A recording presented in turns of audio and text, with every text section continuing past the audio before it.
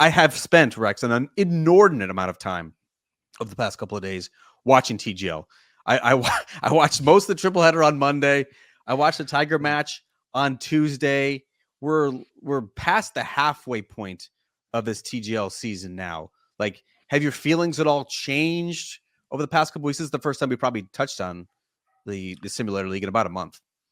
No, because I think I was optimistic, probably more so than a lot of people, at least in the golf media, were coming into this, because I felt like the idea, the concept behind it, I really liked. I love the technology. I love the idea that we're going to get essentially a round of golf in a 2-hour window. I love the idea that we're going to see the insights from the players, from themselves in the middle of a round of golf without having to worry about dancing around. How do you interview a player when he's in the middle of a PGA Tour event? It's really hard. I've tried to do it. It's not easy. So I'm not at all surprised. I felt like this was going to be good, and it was all contingent on the idea that the players needed to be the personalities. They needed to understand that they were the product now, that you need to go out and entertain, that this isn't a competition that you just put the blinders on and keep your head down, that this is something that you need to allow some sort of personality to seek out. And not all of them have done it. Certainly there's been some that I've kind of rolled my eyes and thought, yep, that's what I expected from that player. But when you see Tom Kim just rolling on the ground, laughing, yesterday, Tuesday, during the match, the Tiger Woods hit a 99-yard shot instead of a 199-yard shot.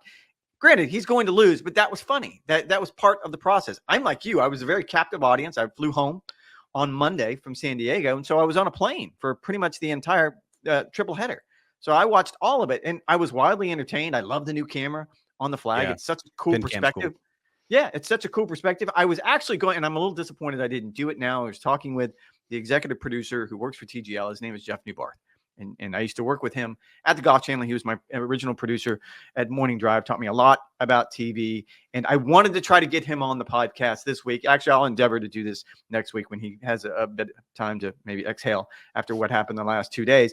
But it was twofold. One, I do want to get his thoughts on how it is going from his perspective. We've heard from everyone else. I'd love to get his thoughts from his perspective, and this is going to be a good tease. He was also there for my worst moment in TV, and I will allow him to tell that story. It happened on President's Day, which is why we were going to do it this week. But we can push it back. You guys will hear that story next week. But I wasn't surprised at all. I was actually very impressed. And now that we've had some close ones, certainly the matches on Monday, I think all three of them came down to the last hole, if not mistaken. There was a hole in one. There were chip ins. Like, it was entertaining. It certainly was entertaining. I don't know if you should tell that story. It sounds like a little bit too polished for our podcast. And look, my thing with TGL, Rex, is like, it's always been too big to fail. Like, you have the muscle of ESPN. You look at every segment during the show, it's sponsored. The cameras are sponsored. The hammers presented by or delivered by FedEx. Like, there's a lot going on, and there's big money invested. That's why they keep flashing them in the crowd. And so, I didn't think this was just going to be a flash in the pan. I didn't think this was just going to be one season and then it was going to fade away. And I think I've been pleasantly surprised, and I've enjoyed TGL more than I thought I was going to. And I think that's a lot to do because of the players. And I think this triple header that you had on President's Day was the perfect example of this, because if there was any time for the players to be weary of this, to be completely disinterested, it was going to be during that triple header.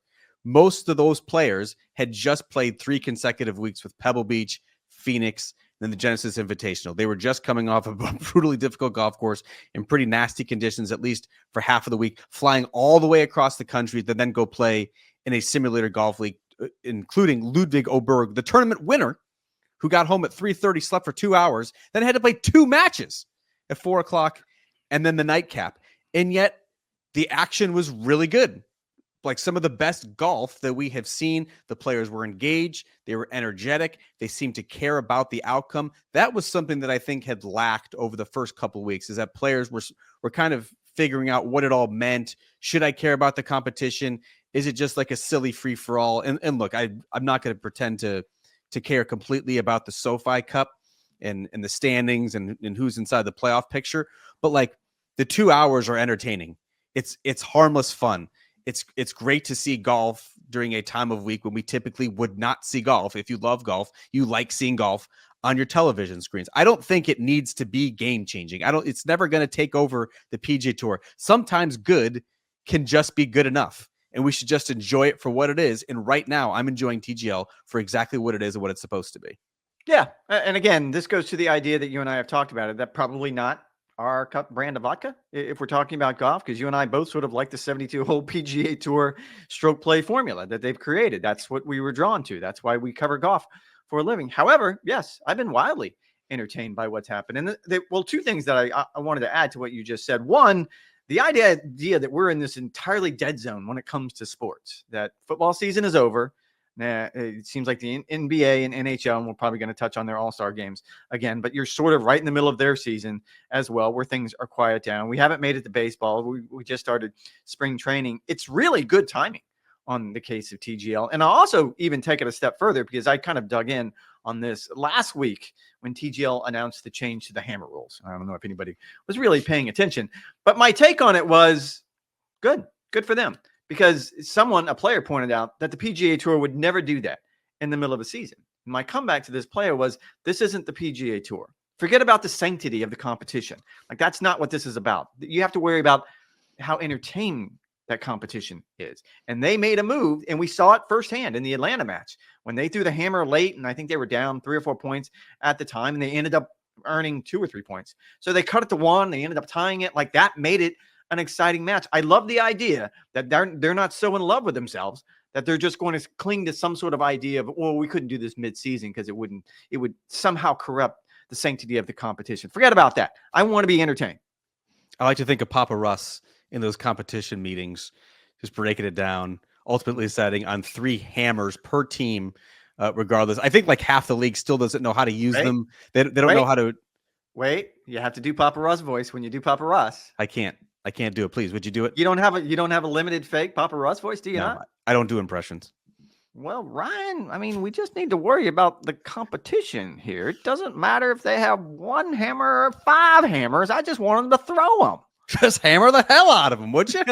Hey, yeah, you're getting better. Work on that. That's exactly right. And so, look, I think half the league still doesn't know how to use them, but baby steps. I think it's still harmless fun. I've enjoyed it. I called it second screen fodder, I believe, in one of the first couple episodes that we had when reflecting on TGL. I think it's probably a little bit more than that. And I think, what do you have on the first screen now? Well, Twitter, like scrolling Twitter. All right.